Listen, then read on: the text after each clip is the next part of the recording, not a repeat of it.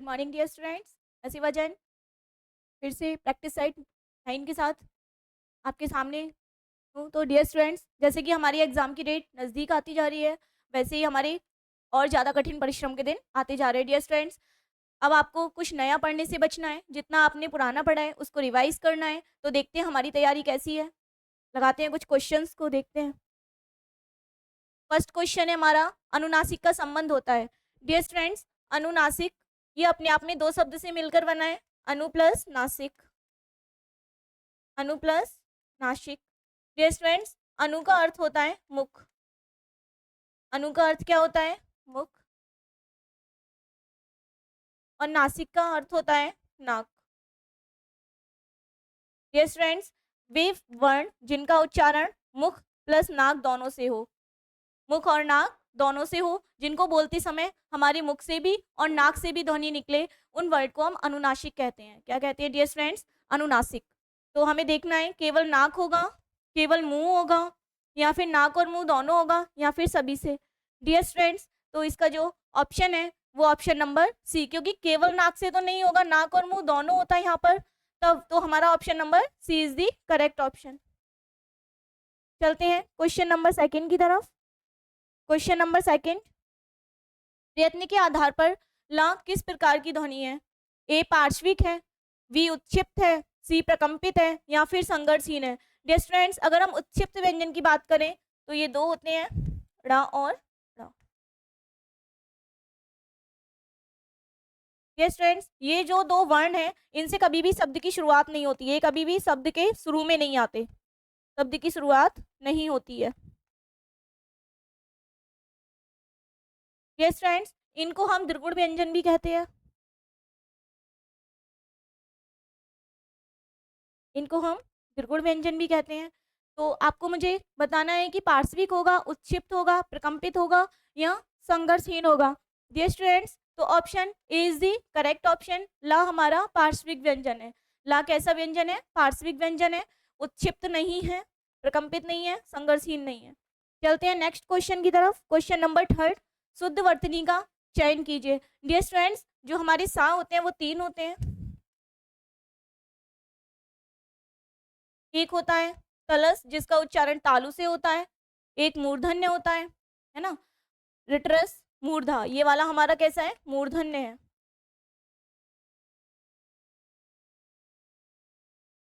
कैसा वर्ण है? मूर्धन्य है। तो आपको मुझे बताना है कि अस्पृश्यता में कौन सा आएगा। डियर स्टूडेंट्स, अगर हम अस्पृश्यता की बात करें तो ये हमारे संविधान के अनुच्छेद 17 में, अस्पृश्यता का वर्णन किस में है? अनुच्छेद 17 में, आर्टिकल 17 में। आपको मुझे कमेंट बॉक्स में कमेंट करके बताना है कि अस्पृश्यता का अर्थ क्या होता है। डियर स्टूडेंट्स, एक यही ऐसा अनुच्छेद है जिसमें संशोधन नहीं हो सकता, इस अनुच्छेद में संशोधन नहीं हो सकता। लेकिन हमारा सब्जेक्ट हिंदी है तो हम देखते हैं अस्पृश्यता होगा, अस्पृश्यता होगा, या फिर सी होगा, या डी होगा। डियर स्टूडेंट्स, जो राइट ऑप्शन है वो option number A is the correct option. चलते हैं क्वेश्चन नंबर 4 की तरफ। आ ई इजिकल टू ए, मतलब आ और ई को मिलाएं तो ए बनता है। क्या बनता है? ए। स्वर संधि के किस भेद को व्यक्त करती है? डियर स्टूडेंट्स, यहाँ पर क्लियर है, ये स्वर संधि है।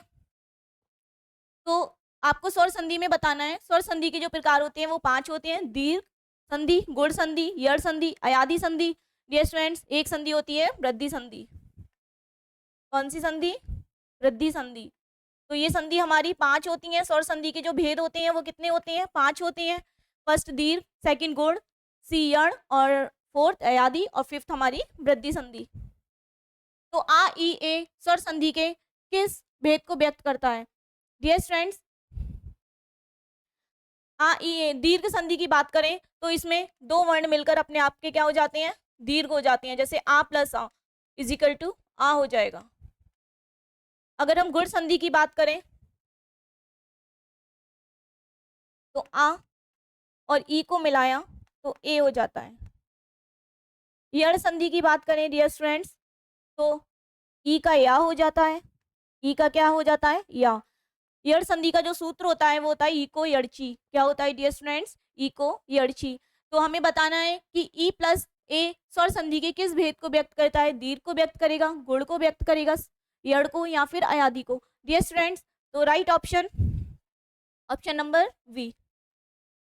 चलते हैं नेक्स्ट क्वेश्चन की तरफ। क्वेश्चन नंबर 5, घनिष्ठ की शुद्ध उत्तरावस्था है। घनिष्ठ की शुद्ध उत्तरावस्था है। डियर स्टूडेंट्स, एक होती है उत्तरावस्था और एक उत्तमावस्था।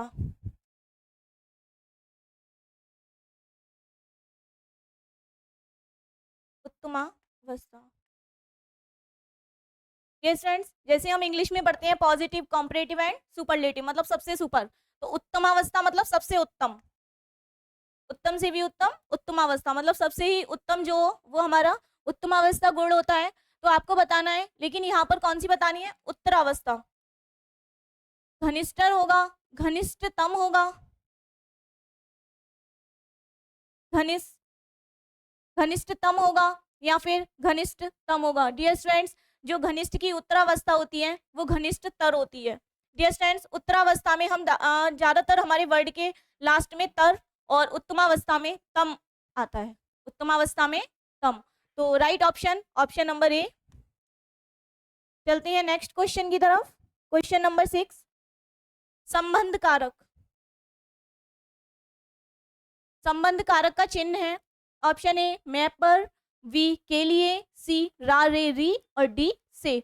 डियर स्टूडेंट्स, हमारी जो कारक है हिंदी में कितने होते हैं? अगर हम समास की बात करें तो उसमें कारक का यूज कितना होता है? 6।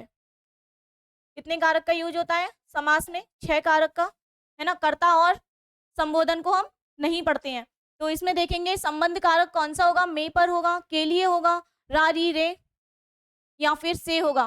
तो डियर स्टूडेंट्स, संबंध का के लिए, का की के लिए, इसमें का भी आ जाता है, के भी आ जाता है ना। का की और के।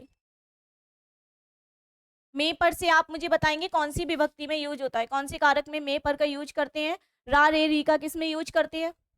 चलते हैं नेक्स्ट क्वेश्चन की तरफ। क्वेश्चन नंबर 7, नल बूंद बूंद टपक रहा है। डियर स्टूडेंट्स, ये अपने आप में वाक्य है, शब्दों का समूह है। किसका समूह है? शब्दों का। और शब्द कैसे होने चाहिए डियर स्टूडेंट्स? शब्दों का जो समूह होना चाहिए वो कैसा होना चाहिए? सार्थक। जब तक शब्दों का समूह सार्थक नहीं होगा तब तक हमारा वाक्य नहीं बनेगा। तो नल कैसे टपक रहा है? बूंद बूंद। डियर स्टूडेंट, बात किसकी हो रही है? नल की। तो नल क्या हो गया हमारा? उद्देश्य। नल क्या हो गया? उद्देश्य। जिसके बारे में भी बताया जाए वो उद्देश्य होता है, और जिस उद्देश्य के बारे में जो कुछ भी बताया जाए वो हमारा विधेय होता है। वो क्या होता है? हमारा विधेय। तो बूंद बूंद टपक रहा है, ये पूरा क्या है? विधेय। डियर स्टूडेंट्स, लेकिन हमें बताना है रेखांकित शब्द। रेखांकित शब्द डियर स्टूडेंट्स यहाँ पर है हमारा बूंद बूंद। आपको मुझे बताना है नल बूंद बूंद टपक रहा है, तो इसमें रेखांकित शब्द क्या होगा? विशेषण होगा, क्रिया होगा, क्रिया विशेषण होगा, या सर्वनाम होगा? डियर स्टूडेंट्स, टपकना क्या हो गया? क्रिया। टपकना क्या हो गया? क्रिया। अब टपक कैसे रहा है? बूंद बूंद। नल कैसे टपक रहा है? मतलब जो पानी है नल से वो बूंद बूंद टपक रहा है। कैसे टपक रहा है? बूंद बूंद। तो टपकना क्रिया हो गया। अब टपक कैसे रहा है? बूंद बूंद। तो ये क्या हो गया? क्रिया विशेषण। क्या हो गया डियर स्टूडेंट्स? क्रिया विशेषण। क्रिया विशेषण क्या होते हैं? वे शब्द जो क्रिया की विशेषता बताएं। किसकी विशेषता? क्रिया की विशेषता बताने वाले शब्द। डियर स्टूडेंट, जैसे वह धीरे धीरे चल रहा है, वह धीरे धीरे चल रहा है, तो चलना कैसे हो रहा है? धीरे धीरे। क्रिया कैसे हो रही है? धीरे धीरे। तो यहाँ पर देखना है विशेषण होगा, क्रिया होगा, क्रिया विशेषण होगा, या सर्वनाम होगा। डियर स्टूडेंट्स, अगर हम इसी वाक्य की बात करें तो क्रिया हमारा टपकना हो गया, विशेषण इसमें नहीं है, और बूंद बूंद क्या हो गया हमारा? क्रिया विशेषण। आप मुझे बताएंगे विशेषण किसकी विशेषता बताते हैं? क्रिया की बताते हैं, संज्ञा की बताते हैं, सर्वनाम की बताते हैं? चलते हैं नेक्स्ट क्वेश्चन की तरफ। क्वेश्चन नंबर 8, अव्यय के भेद होते हैं। डियर स्टूडेंट्स, अव्यय जो होते हैं वो हमारे अविकारी शब्द होते हैं। कैसे होते हैं? अविकारी। यस फ्रेंड्स, अगर हम अविकारी की बात करें तो ये बदलते नहीं हैं। अब किसके अकॉर्डिंग नहीं बदलते हैं?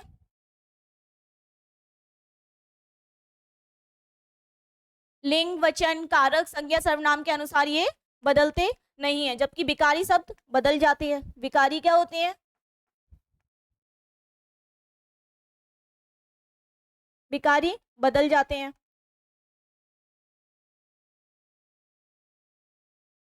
जैसे क्रिया, क्रिया क्या है? बदल जाएगी। जैसे लड़का चल रहा है, मैंने लिखा लड़का चल रहा है। नेक्स्ट सेंटेंस मैंने राइट किया लड़की चल रही है, लड़की चल रही है।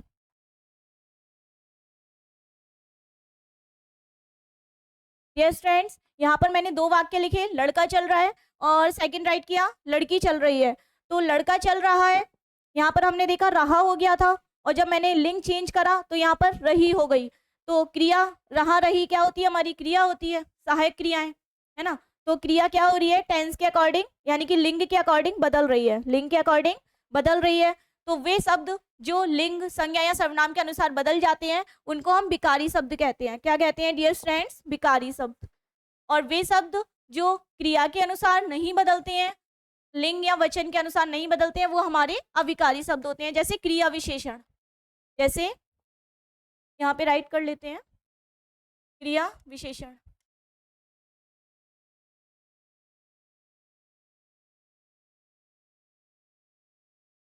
मैंने लिखा लड़की धीरे धीरे चल रही है, लड़की धीरे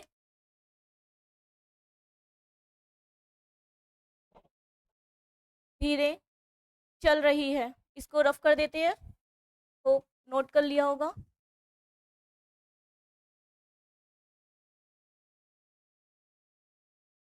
लड़की धीरे धीरे चल रही है।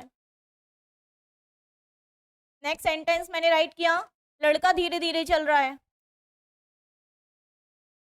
लड़का धीरे धीरे चल रहा है। यस फ्रेंड्स, यहाँ पर हमने देखा कि क्रिया बदल गई, यहाँ रही हो गया या रहा हो गया लिंग के अकॉर्डिंग, है ना। धीरे धीरे जो वर्ड था वो क्या था डियर फ्रेंड्स? क्रिया विशेषण। क्या था? क्रिया विशेषण। तो क्रिया विशेषण पे लिंग का कोई भी प्रभाव नहीं पड़ा, चाहे वो स्त्रीलिंग हो या फिर पुल्लिंग हो, वो अपने आप में वही रहा। तो वो क्या हो गया? हमारा अविकारी शब्द। क्या हो गया डियर फ्रेंड्स? अविकारी शब्द, अविकारी शब्द। अब आपको मुझे बताना है कि अविकारी शब्द के भेद कितने होते हैं। अगर अव्यय का पर्यायवाची आ जाए तो क्या होगा? अव्यय का पर्यायवाची अविकारी शब्द। अव्यय का पर्यायवाची क्या होगा? अविकारी शब्द। तो इसके भेद 5 होंगे, 4 होंगे, 3 होंगे या 2 होंगे? डियर फ्रेंड्स, अव्यय के जो भेद होते हैं वो 5 होते हैं।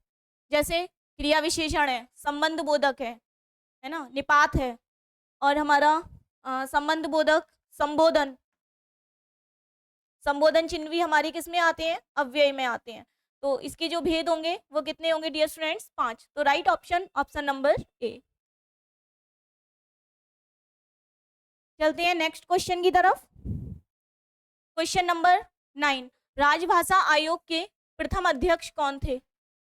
ए ऑप्शन बाल गंगाधर तिलक थे, बी मुंशी आयंगर थे, सी ऑप्शन बाल गंगाधर खैर थे, और डी ऑप्शन काका साहेब कालेलकर थे। तो डियर फ्रेंड्स, आपको मुझे बताना है कि बाल गंगाधर तिलक होगा इसका राइट ऑप्शन, मुंशी आयंगर, या बाल गंगाधर खैर, या फिर काका साहेब कालेलकर। डियर फ्रेंड्स, जो राजभाषा आयोग के प्रथम अध्यक्ष थे वो हमारे बाल गंगाधर खैर थे। तो right option, option number C. आप मुझे बताएंगे कि प्रथम राजभाषा आयोग कब गठित हुआ था? राजभाषा आयोग हमारा कब गठित हुआ था? चलते हैं नेक्स्ट क्वेश्चन की तरफ। क्वेश्चन नंबर 10, हिंदी भाषा की उत्पत्ति हुई है वैदिक संस्कृत से, लौकिक संस्कृत से, सौरसैनी अपभ्रंश, या फिर प्राकृत? डियर फ्रेंड्स, अगर हम हिंदी वर्ड की बात करें तो ये अपने आप में फारसी है, कैसा शब्द है डियर स्टूडेंट्स? फारसी शब्द है। इसकी अगर हम उत्पत्ति की बात करें हिंदी की, तो सबसे पहले संस्कृत आई,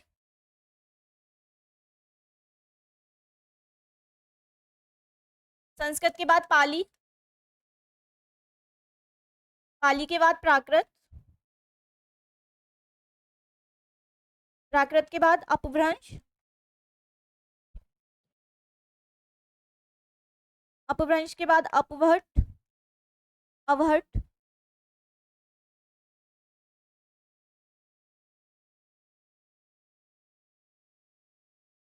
और अवहट्ट के बाद आई हमारी हिंदी,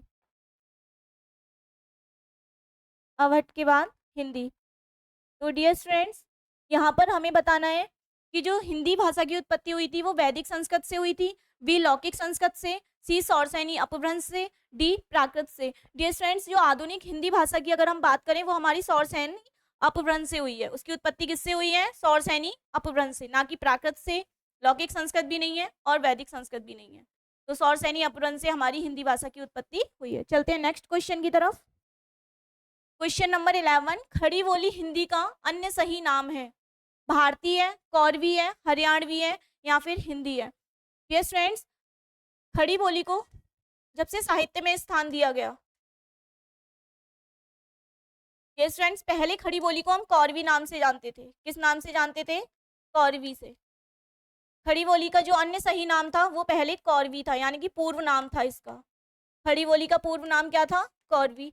लेकिन जब को इसको साहित्यिक भाषा माना गया है, साहित्य में स्थान दिया गया है, तब से हम इसको खड़ी बोली बोलते हैं। तो इसका जो राइट ऑप्शन है वो ऑप्शन नंबर बी है। चलते हैं नेक्स्ट क्वेश्चन की तरफ। क्वेश्चन नंबर 12, भारतीय संविधान की 8वीं अनुसूची में शामिल भाषाओं की संख्या है?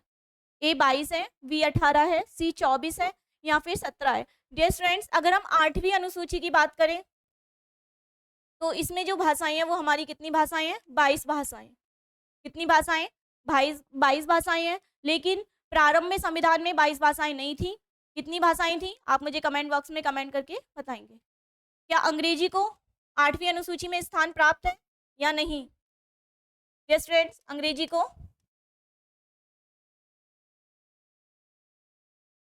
स्थान प्राप्त नहीं है। चलते हैं नेक्स्ट क्वेश्चन की तरफ। क्वेश्चन नंबर 13, निम्नलिखित में से कौन सा स्वर समृत है?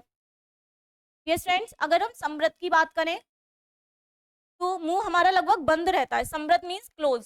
समृत का मीन्स होता है क्लोज होना।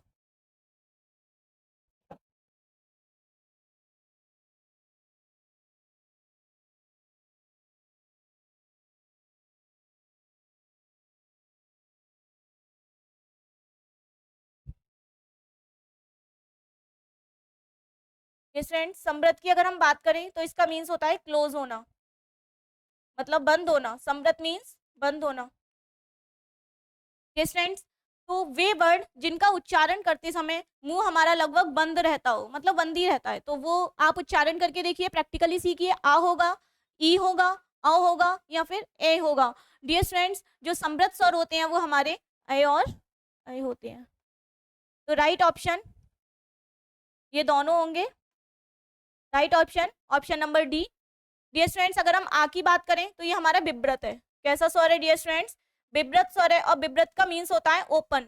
विब्रत का मीन्स ओपन। आप ओ का उच्चारण करके देखिए तो हमारा मुंह लगभग खुला ही रहता है। आ का अगर हम उच्चारण करें तो आ हमारा कैसा स्वर है? विब्रत है। ई और ओ हमारे अर्ध विव्रत है। कैसे स्वर है डियर स्टूडेंट्स? अर्ध विव्रत, मतलब हाफ ओपन। कैसा ओपन रहता है मुंह? हाफ ओपन रहता है। तो चलते हैं नेक्स्ट क्वेश्चन की तरफ। क्वेश्चन नंबर 13, किस वर्ग का उच्चारण कंठ तालु है? किस वर्ग का उच्चारण कंठ तालु है? डियर स्टूडेंट, कंठ तालु अपने आप में दो वर्ड से मिलकर बना है, कंठ प्लस तालु। कंठ प्लस तालु। डियर स्टूडेंट्स, ऐसे वर्ण जिनका उच्चारण कंठ से भी हो और तालु से भी हो, तो अ होगा, या फिर आ होगा, या आए दोनों होगा। डियर स्टूडेंट्स, तो ए की बात करें वो हमारा आ प्लस ई से मिलकर बनता है। किससे मिलकर बनता है? आ प्लस ई से। तो डियर स्टूडेंट्स, आ हमारा कंठ होता है, कंठ वर्ण है। आ कैसा वर्ण है? कंठ। आ का उच्चारण कहाँ से होता है? कंठ से। अगर हम ई की बात करें तो तालु से। किससे होता है डियर स्टूडेंट्स? तालु से। तो राइट ऑप्शन आपके सामने ही है। किस वर्ग का उच्चारण कंठ तालु से होगा? तो option number D is the correct option. चलते हैं नेक्स्ट क्वेश्चन की तरफ। क्वेश्चन नंबर 15 अयादी संधि है। यस फ्रेंड्स, अयादी संधि में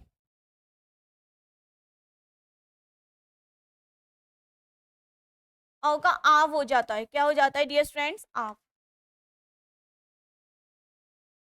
और अ का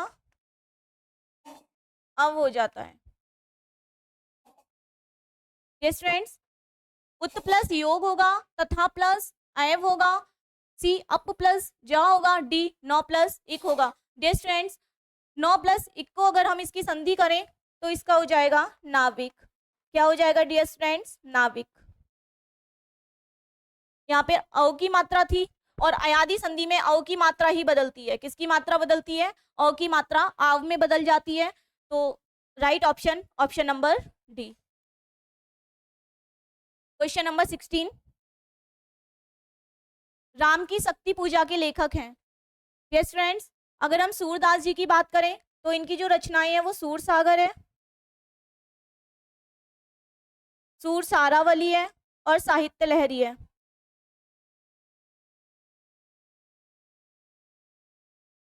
सूर सारावली और साहित्य लहरी।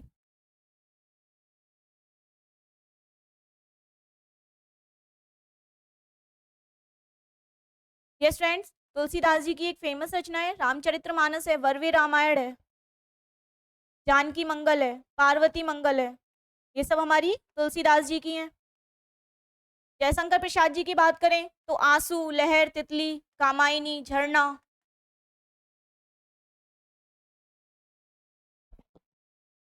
आंसू, लहर, तितली, कामायनी।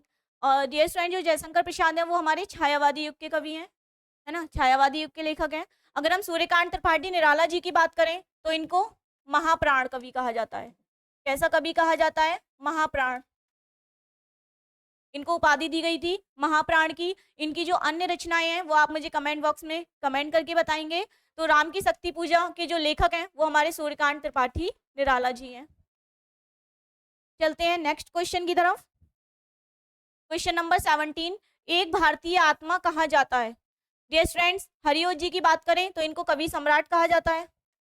इनका पूरा नाम अयोध्या सिंह उपाध्याय हरिओत।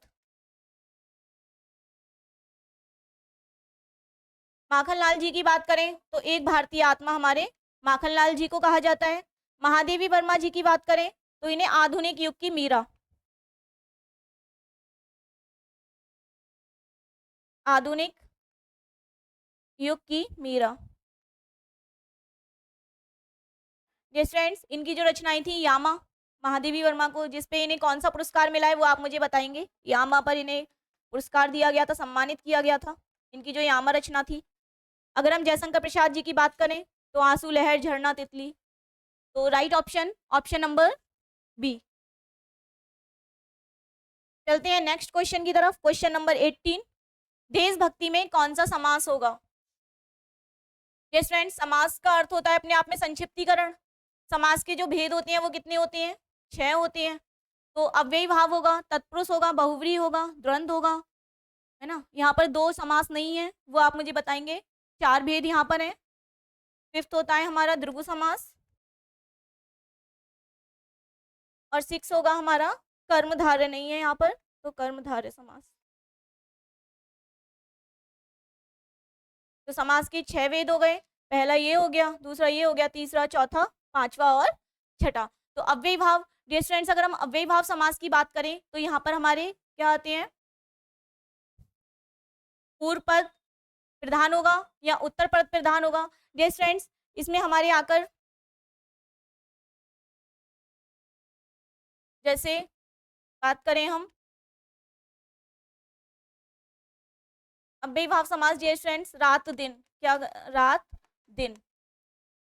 डियर फ्रेंड्स, इसमें और का लोप होता है। किसका लोप होता है? और का लोप होता है। डियर फ्रेंड्स, ये द्वंद्व समास होगा, द्वंद्व समास होगा।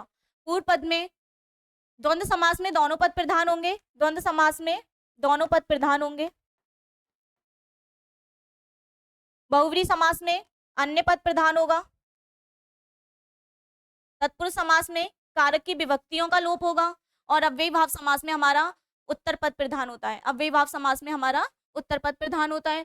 तो बात करते हैं देशभक्ति में कौन सा समास होगा, तो right option, option number B, देश के लिए भक्ति। अगर हम इसको तोड़ें तो देश के लिए भक्ति।